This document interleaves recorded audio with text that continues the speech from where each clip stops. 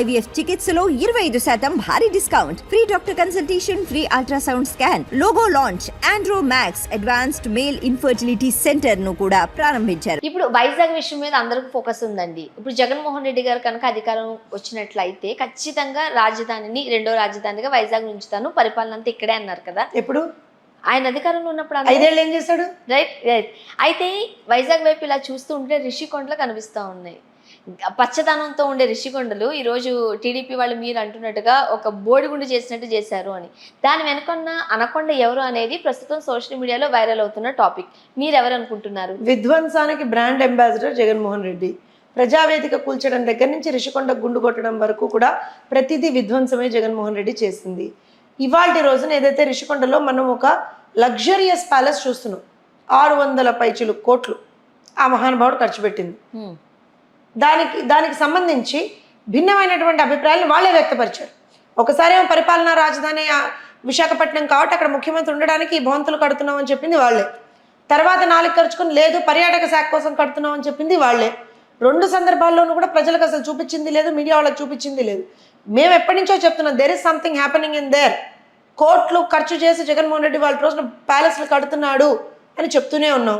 ఇవాళ ఏం చూసింది మీడియా? అక్కడ 36 లక్షల worth of bath tub. Yes, చూసారు. 36 లక్షలు. నాకు తెలిసి ఎన్నో లక్షల వర్త్ ఆఫ్ కమోడు. నాకు తెలిసి ఒక 10 మంది ఇళ్ళకి సరిపోయేటంత ఒక బాత్రూము. కేవలం అక్కడ చెట్లు పెంచడానికి ఆ గ్రీనరీకి సంబంధించి 35-40 కోట్లు ఖర్చు. టైల్స్ వేయడానికి ఒక 95 కోట్లు ఖర్చు. ఇంకెంత లెక్క చెప్పమంటారు చెప్పండి. ఇది జరిగింది. సో ఇవాళ జగన్మోహన్ రెడ్డి ఎంత దుర్మార్గమైనటువంటి ఆలోచనలో ఉన్నాడంటే, నేనే రేపు పొద్దున మళ్ళీ ముఖ్యమంత్రిగా వస్తున్నా, సో ఖచ్చితంగా నాకంటూ ఇక్కడ ఒక అంటే జగన్మోహన్ రెడ్డికి ఒక ఏమంటారంటే అబ్సెషన్ ఉంటుందమ్మా. ఎప్పుడు కూడా ప్యాలెస్లు కట్టుకునే ఒక అబ్సెషన్ ఉంటుంది జగన్మోహన్ రెడ్డి. మీరు గమనించండి, బెంగళూరులో ప్యాలెస్, హైదరాబాద్లో ప్యాలెస్, మొన్న లండన్ దగ్గర ఎక్కడో ప్యాలెస్, తాడేపల్లిలో ప్యాలెస్, అలా ప్యాలెస్లు కట్టుకునేటువంటి ఒక అబ్సెషన్ జగన్మోహన్ రెడ్డికి. అందుకే తిక్కలోడు అనేది, తింగరోడు అనేది, దొంగ అనేది. సో అలాంటి వ్యక్తికి ఋషికొండలో కూడా ఒకటి కట్టాలనుకున్నాడు. ఆయన ఎవరో భార్య కోసం తాజ్మహల్ కట్టాడు, ఈయన భార్య కోసం ఋషికొండలో ఒక మహల్ కట్టాడు. అది కాకపోతే ఏంటంటే ప్రజల డబ్బుతో కట్టాడు.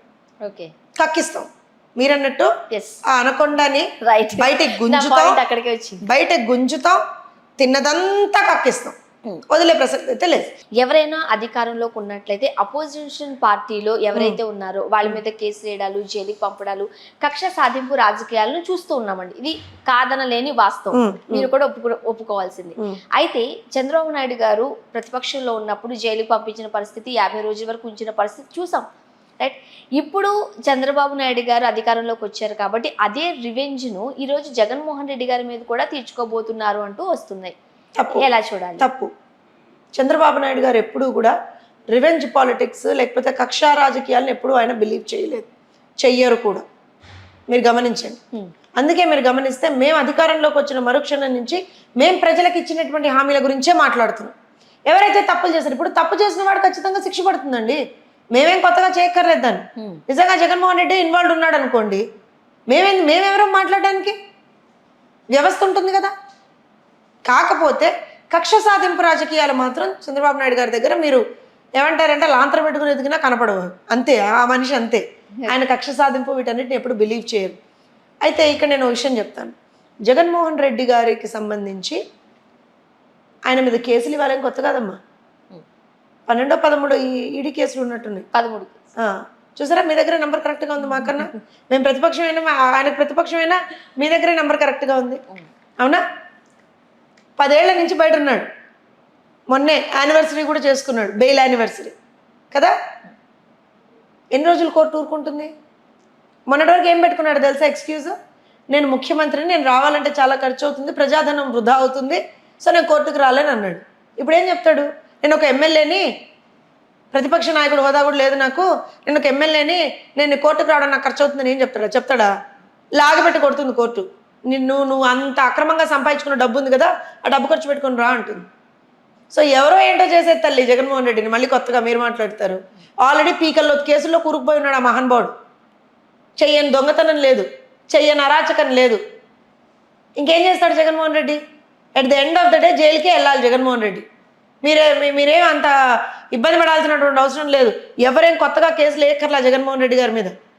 ఆయన చేసినటువంటి అవినీతి, తండ్రి ముఖ్యమంత్రిగా ఉన్నప్పుడే ఆయన దారుణమైన అవినీతి చేశాడు. ఇవాళ తను ముఖ్యమంత్రిగా ఉన్నప్పుడు ఎంత అవినీతి చేస్తుంటాడో ఒకసారి మీరు ఆలోచన చేయాలి. మీ ఊహకే వదిలేస్తున్నది. సో డెఫినెట్గా అవినీతి చేసినప్పుడైతే మీకు శిక్ష పడుతుందిగా. Law will take its own course.